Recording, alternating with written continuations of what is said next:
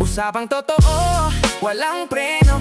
You under Vlogcaster, real talk lang, walang plastikan. Magandang araw mga ka-Wonder, welcome back sa ating YouTube channel, Wonder Vlogcaster po. Magandang gabi, Mark Narboneta here. Meron tayong magandang pag-uusapan ngayon mga ka-Wonder at very interesting ito, no? Kasi ito po ay ginagamit, no? Naririnig ko. Hindi pa naman to ganun kakalat, pero ito ay ginagamit ng DDS para ikontra dito kay attorney Attorney Divina Gracia, no? Divine Grace. Yan, para mas maikli. Ngayon, ito kasi si Divina Gracia, alam natin dyan mga ka-Wonder na isa siya sa highlight ng private prosecution. Na siya nag-cross nga dito kay Limuel Ortonio mga ka-Wonder. Pero may mga nakikita sila mga ka-Wonder na nilalagyan na ng butas. No, dahil itong si Divina Gracia ay may kliyente umano. No, na parang sasabihin conflict of interest daw. At ngayon siya ay nasasalang sa impeachment para usigin si Sara Duterte. Ngayon, tingnan natin kung totoo yung sinasabi nila pag-usapan natin mga ka-Wonder. No, kasi alam nyo na, gagawin nila yung paraan dahil sila ngayon ay humuhugot na lang dun sa sinasabing mga technicalities. No, yun na lang yung kanilang pag-asa. Pero bago yun mga ka-Wonder, please don't forget to subscribe to our YouTube channel Wonder Vlogcaster. 100% libre po ang pag-subscribe. Click nyo po yung subscribe button, lalabas yung bell icon, piliin nyo yung all. Marami po salamat. So ito nga, pag-usapan natin itong si Attorney Divina Gracia. Divine Grace na lang para may click. Ngayon itong si Attorney Divina Gracia mga ka-Wonder, naging naging abogado ni yung yumaong si Catalina Cabral mga ka-Wonder. No? Naging abogado siya niyan.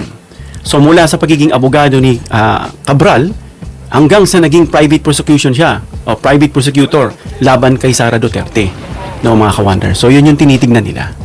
So mga ka-Wonder, no, interesting talaga ito. No? Talagang nakikita natin na talagang may nag-shine, may nag-stand out na isang abogado na walang iba of course itong si Attorney Divina Gracia. At kung napanood niyo yung proceedings mga ka-Wonder ng mga nakailang araw, talagang direkta niyang sinasabi. Hindi halata sa itsura niya, no? Mukhang mahinhin, mukhang doktora nga pero talagang sinabi niya na mastermind itong si Sara Duterte at scam, no? Nahiram niya nga dun kay Attorney Kapunan yung word na scam. At active siya mga ka-Wonder, no? Sa nagtatanong dito sa witness na si Ortonio bilang parte ng House Prosecution Team. Pero mga ka-Wonder, again, mas interesting mga ka-Wonder ito. Bago kasi siya naging private prosecution laban dyan kay Sara Duterte, siya muna ay naging abogado, no, ng yumaang DPWH Undersecretary na si Catalina Cabral. No, ito yung interesting dyan Sino ba si Attorney Divina Gracia? No, tinatanong nila. May nakita na akong Facebook dyan. Kinuwento na halos yung buhay ni Attorney Divina Gracia. Ngayon, si Attorney Divina Gracia ay isang litigation lawyer. No? Nag-aral siya ng legal management. If I'm not mistaken, mga ka-Wonder, nag-aral siya sa Ateneo de Manila University. Nagtapos siya doon ng Juris Doctor sa Ateneo School of Law, no? Dito noong 2007, mga ka-Wonder. Naging senior associate siya ng Accra Law. Yan yung mga sa mga sikat na mga law firm, no? Accra Law. At kalaunan ay naging partner siya ng Co. Nazario Velasco, Catera, and Divina Gracia Law. No? May experience siya mga ka-Wonder. Malawak ang experience ito sa commercial, sa civil, at criminal litigation, ano? Pati sa mga arbitration at iba pang legal disputes. Kaya mga ka-Wonder, nakikita natin, no, dito kung paano siya magtanong, no, dito sa impeachment trial ni Sara Duterte. At hindi ito first time mga ka-Wonder na humarap siya sa isang complicated legal controversies. May litigation background na siya mga ka-Wonder, in other words. No? Pero, dito nagiging interesting mga ka-Wonder. No? Siya kasi ang naging abogado nga nitong yumaong si Cathy o Catalina Cabral. No? Kaya si Attorney Divina Gracia mga ka-Wonder ay naging legal counsel nga. No, bago mamatay, sumalangit nawa, no? Itong si Catalina Cabral na isa sa mga personalidad, alam natin mga ka-Wonder na nasangkot yan, si Cabral, dyan sa kontrobersya tungkol sa flood control. At noong panahon mga ka-Wonder, no, na kinakaharap ni Cabral, yung mga investigation, si Divina Gracia, yung kanyang abogado, kung napansin natin mga ka-Wonder. Ibig sabihin, nasa loob siya ng legal defense ni Cabral. No? Alam natin mga ka-Wonder, yung legal issues na kinakaharap ng kanyang klimenteng si Cabral. Talagang very controversial yan. At yumao nga, hindi natin nalaman. Ni walang viewing. No? At kung ano-ano pang balita, biglang na-shutdown. Doon tayo nagtataka mga ka-wonder. At bilang abogado, itungkulin niyang protektahan yung karapatan ng kanyang kliyente kasi kahit mga accused sa batas, meron niyang karapatan at tiyakin yung kanyang kung nasusunod yung due process mga ka-wonder. At alam natin, no, hindi naman natin nakakalimutan yung panig nitong si Cabral. Halimbawa, yung nagkaroon ng issue nga tungkol dun sa pagdalo ni Cabral sa isang ICI hearing. No, yung tinatag ni PBBM. Sinabi ng council mga ka-wonder na hindi umano natanggap ni Cabral ng communication o subpoena para sa naturang hearing. At pagkatapos nga mga ka-wonder ng pagkamatay nitong undersecretary na si Cabral, nagsalita si Divina Gracia. Tungkol saan? Tungkol sa naging kalagayan ng kanyang dating kliyente. At yung paniniwala mga ka-wonder nito na ginagamit lamang bilang scapegoat itong si Cabral. Yun ang sinabi ni Divina Gracia. Si Cabral ang ginagamit na scapegoat, no? Para makatakas yung ibang mga tunay na may suliranin. Ginamit si Cabral hanggang sa nanahimik na. Alam nyo na kasi nangyari sa kanya. So malinaw mga ka-wonder, nung abogado Divina Gracia nitong si Cabral, ang trabaho niya ay ipagtanggol si Cabral. At ngayon, bilang nasa kabilang side naman siya, may tuturing nilang oo.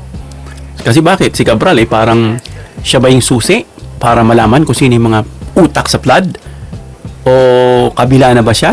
O hindi? So ito yung mga tanong na siguraduhin nating mga ka-wonder na dapat maayos natin. So anong connect nung dalawa? Dati siyang abogado ni Cabral, ngayon naman kontra Sara Duterte. Ito yung dapat nating linawin, no? Hindi siya naging prosecutor laban kay Sara Duterte dahil sa pagiging dating abogado ni Cabral. Hindi yun ang hugot nun mga ka-wonder na ginagamit ng iba. Kasi bakit? Dapat conflict of interest. Magkaiba yung legal engagement na yun mga ka-wonder.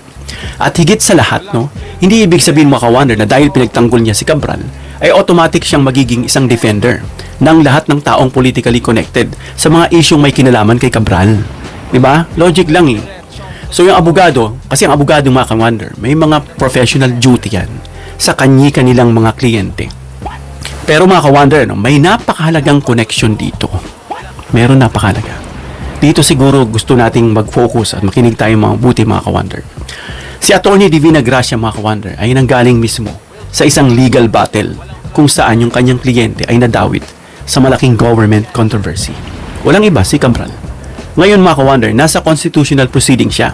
Kasi ang impeachment is constitutional proceeding yan No, kung saan ang issue naman dito ay accountability ng isang mataas na opisyal sa gobyerno. To be exact, pangalawa, Vice President to No? Kaya mga ka-wonder, napakahalaga ng kanyang background.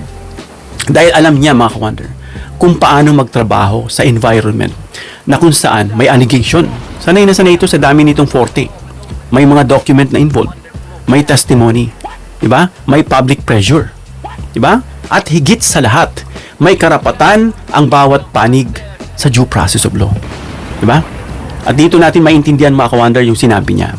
May isa kasing napakahalagang statement si Attorney Divina Gracia nang questionin yung kanyang paglipat mula sa pagiging counsel ni Cabral hanggang sa naging prosecution team. Kino-question nila yan. Nilalagyan nila ng kulay. Kasi bali-balita ngayon, may mga prosecution daw na magsisialis. No? Dahil binabanata na, kagaya ni Ligutan, nila kasi nagsasalita, nagbibigay ng statement outside the impeachment proceeding na siyang nang bawal nga sa proceedings o sa rule na binigay nitong Senado. Pero ang punto niya mga ka-wonder, nung kinatawan niya si Cabral, pinagtanggol niya yung sinasabing due process rights. At ngayon naman mga ka-wonder, bilang isang prosecution, parte ng prosecution team, yung kanyang ginagawa naman mga ka-wonder ay paghahanap ng accountability. No? Hinahanap niya yung magiging accountability nitong si Sara Duterte. Kaya para sa kanya mga ka-wonder, hindi ito contradiction. Walang contradicting part doon mga ka-wonder. Na siyang binibigyan nga ng kulay. At legally speaking mga ka-wonder, mahalagang distinction yon para maintindihan natin lahat. Kasi mga ka-wonder, ang defense of due process, hindi automatic yan mga ka-wonder na ibig sabihin opposition siya sa accountability. Sa katunayan mga ka-wonder, accountability mismo ang dapat dumaan sa due process. Evidence. At ano pa? Yung fairness at patas. Diba? At dito sa part na ito mga ka-wonder, gusto natin mas maingat. Nalabo yung ating mata. Nalabo yung salamin natin. No? At yun na nga, dito sa part na to gusto natin maging mas maingat tayo. No, dahil tayo ay nagbibigay ng information, kaya dapat hindi tayo bara-bara. Kaya mga ka-wonder, hindi natin dapat sabihin at isipin na dahil naging abogado siya ni Cabral, ibig sabihin mga ka-wonder, may secret connection siya sa impeachment laban kay Sara. Kumbaga ito'y nag-uudyok, no? Kumbaga advantage ko to dahil naging lawyer ako ni Cabral, may alam ako. Hindi yun mga ka-wonder ang punto dyan. No, kasi wala tayong sapat na ebidensya para dyan. At hindi rin natin dapat sabihin yan mga ka-wonder na dahil private prosecutor siya, ibig sabihin politically motivated siya, no? Politically motivated agad para banatan si Sara? Hindi. Hindi rin automatic yun. No? At mas legitimate mga ka-wonder yung tanong, ano ang ebidensyang inilalahad niya? Diba? Ano yung legal theory ng prosecution? Diba? At paano niya pinapakita mga ka-wonder yung connection ng ebidensya? Yung ebidensya ng charges laban kay Sara Duterte. Yan yung dapat nating pag-usapan. Ngayon mga ka-wonder, tignan natin yung role. Role niya dito sa impeachment. No? Kalimutan na natin yung sinasabing role niya kay Cabral. Kasi binibigyan lang ng kulay. Nitong June 2026 mga ka-wonder, inanunsyo mga ka-wonder ng House Prosecution that time, yung team ng additional private prosecutors, no, para tumulong sa impeachment laban kay Sara Duterte. At ilan doon, isa doon ay binanggit itong si Attorney Divina Gracia, no, na may dinagdag nga. Na volunteer to mga ka-wonder, pro bono, sabi nga ni Kapunan. No, sinabi niya na sumali siya dahil sa accountability at transparency. Yun ang sinabi niya. At pagsapit nga ng impeachment trial mga ka-wonder, naging aktibo siya sa mga questioning doon sa witness. No? At ibig sabihin, mga ka-wonder, hindi lang ceremonial yung kanyang role. Dahil nakikilahok siya eh. Nagkocross siya. May actual legal work siyang ginagawa para sa prosecution. At dito mga ka-wonder, no, dapat maliwanagan pa rin tayo ng gusto. No, kapag sinabi kasi mga ka-wonder na private prosecutor, hindi ibig sabihin mga ka-wonder nito na may personal siyang nagdedesisyon siya kung guilty o inosente itong si Sara Duterte. Hindi po. Hindi yun hinugot sa private na word. No? Ang trabaho ng prosecution mga ka-wonder ay maglahad at magpatunay ng kaso. Yun mga ka-wonder. Samantalang sa Senado mga ka-wonder, ito ngayon, itong nangyayari bilang impeachment tribunal, no? Yung buong nangyayari dyan sa Senado, na siyang humahawak mga ka-wonder sa proseso at magdedesisyon sila ang magdedesisyon batay sa constitutional rules at ebidensya. Kaya hindi natin dapat baligtarin yung roles mga ka-wonder. Ang prosecution o prosecutors, hindi sila judges, no? Kaya mga ka-wonder, anong importance sa pagiging abogado niya kay Cabral na dinidikit nila na sinasabing conflict of interest? Ito yung pinaka-highlight ko mga ka-wonder. No? Yung background ni Attorney Divine Grace o Divina Gracia mga ka-wonder bilang counsel ni Cabral, no, ay nagbibigay sa kanya ng first-hand legal experience, no, sa isang kontrobersyang may kinalaman saan sa DPWH. May kinalaman sa flood control issues at government accountability. At ngayon mga ka-wonder, ginagamit niya yung kanyang experience bilang litigation lawyer sa isa namang impeachment proceedings. Kaya magkaiba yun. No, yung experience is not evidence, no? Na para sabihin natin na naka-experience siya kay Cabral, dapat conflict of interest yan, no? Ang kanyang pagiging abogado dito kay Cabral mga ka-wonder ay hindi matik, no, na proof na tama lahat ng kanyang mga sinasabi ngayon dahil wala naman yang inuugnay doon, no? At hindi automatic mga ka-wonder na mali rin yung prosecution dahil siya yung dating abogado ni Cabral. Kaya dapat natin tingnan dyan mga ka-wonder yung documents, yung pinapadala dyan na sabina at yung testimony, yung batas at ebidensya, no? At dito papasok yung depensa natin kay PBBM. Kasi mga ka-wonder, dahil may mga taong maaaring mag-connect ng pangalan Cabral at Marcos, Marcos administration. Kasi maaaring gamitin yung ibang background mga ka-wonder ni Atty. Divina Gracia para gumawa ng political narrative laban kay PBBM, no? Kaya mas maingat tayo rito mga ka-wonder, no? Na hindi porket kontrobersya itong DPWH automatic na personal na responsable ito ni PBBM. Yan yung ginadawit nitong mga kamote, no, na dinadamay nila lagi si PBBM dahil gusto lang nilang ibagsak. Hindi porke naging abogado, no, ni Cabral si Attorney Divine Grace, Divina Gracia, ay may conspiracy na agad, no, na may sabwatan, ay may laman yan. Kasi bakit? Divina Gracia abogado itong si Cabral under the administration ng PBBM na kinokonek nga nila yung Cabral Marcos. At hindi porke mga ka-wonder, bahagi siya ngayon, no, ng sinasabing prosecution team laban niya kay Sara Duterte, ay automatic mga ka-wonder yung connection niya kay Marcos. No? Kailangan pa rin ng ebidensya dyan, puro bintang. No? Yung accountability dapat pantay. No? Hindi yung gusto mo lang sabihin, no? Dahil kung accountability ang paglalaban natin, lahat dapat accountable. Accountable din si Marcos. Inuugnay nila lagi, dinidikit nila lagi, no? At kung may ebidensya ka naman, to be fair, laban niya kay Sara Duterte, ipakita mo. Diba? Kung may ebidensya ka laban kay PBBM, pakita mo rin. Diba? Kung may ebidensya ka laban dito sa DPWH officials, imbestigahan. Diba? At kung may ebidensya ka naman laban sa opposition, imbestigahan. Hindi pwede yung accountability kapag kalaban. No? Kagaya ng naratibo nitong mga DDS. No? Pero pag political harassment, kakampi. At ito yung tinitignan nila, parang hindi raw bagay si Divina Gracia maging lawyer dahil malamya yung boses, nag-i-stutter, no? Hindi naman yan yung basehan, yun, hindi maganda yung delivery niya, hindi kung impressive ang questioning niya, hindi confident siya magsalita, no? Hindi rin kung kanino siya dating abogado. At ang tunay na tanong mga ka-wonder dapat, nagpapatunay ba yung prosecution sa kanilang allegation? Kasi yung trabaho nila patunayan yung kanilang allegation.